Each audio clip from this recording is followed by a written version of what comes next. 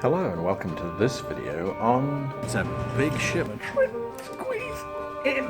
Keeps blowing my mind away. Spears.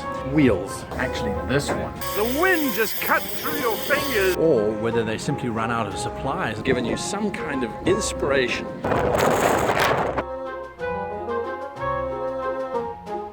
Hello and welcome to this episode of How to Be a Great GM. Well, I am here in an archery paradise, if you like. You can see all the different arrows and things behind me, but the one that we're interested in is actually this one. I don't know how clearly you can see it, but it's huge. It's much bigger than I anticipated. And again, as part of the GM Out and About, Walkabout, I still haven't fixed that name yet, we're here looking at archery and at bows and arrows. Often dismissed as a non-aggressive weapon because the person using it holds back. I have learned something very, very interesting about these very savage weapons, which are a lot more awesome than I first thought they were. So firstly, I don't know if you can see this, but it's quite a big arrow. It's also very thick.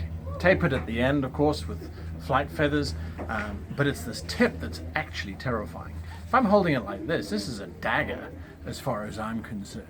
And I'm going to use a bow like that, not me, but my character, to fire this thing 120 yards easy, right? 220 is the max. 220 is the maximum, I'm being told.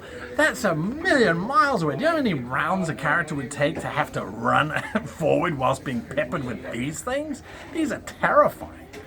I've also been told that you can easily carry 40 of these in a quiver without any hassle whatsoever. So all of those archers out there where you like to walk around with 100 or so arrows, it's not impossible anymore. Now the interesting thing about these things is that they'll punch through almost anything. A slightly different shape is required to go through plate mail, more of a diamond shape, but we don't really focus too much on that kind of stuff in our mechanics. However, this thing's going to punch through you. It's got all sorts of extra benefits, such as a nice infection from an unclean arrow, or perhaps the glue that's used to hold the whole thing together. It actually prevents your blood from clotting. So, bleed damage, anybody? Well, whatever you go with, they also don't break very easily, certainly not as easily as perhaps we first thought. So archers, you can reclaim these arrows at any time you like in my game from now on.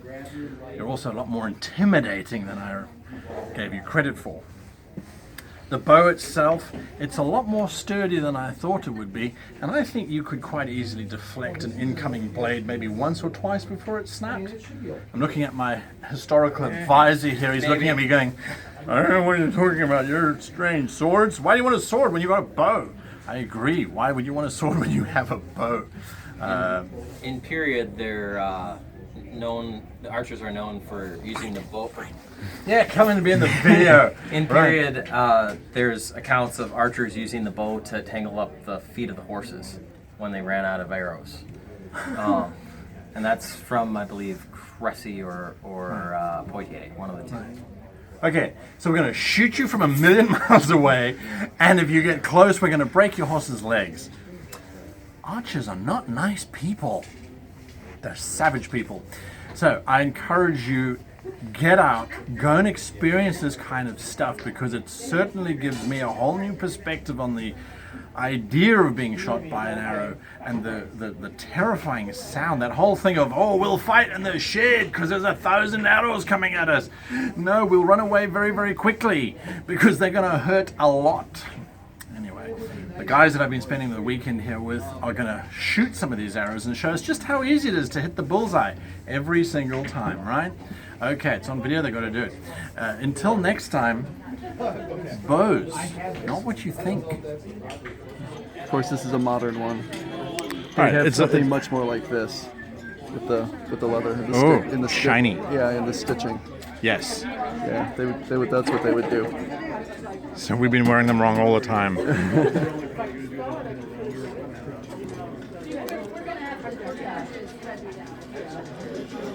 All right, you're all set with that. Okay. I can basically go like that. See where I've got it aimed on my hand. So to warn you, Mike, it's gonna having your hand bare like that. It's gonna bite a little bit. You want the arrow as level as you want.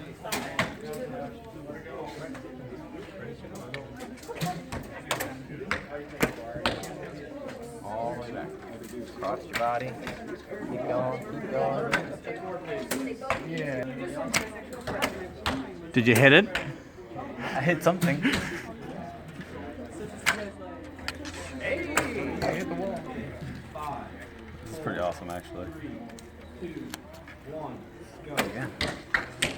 This is the bullseye I'm used to shooting. Oh, actually hit the square. You hit the target? Oh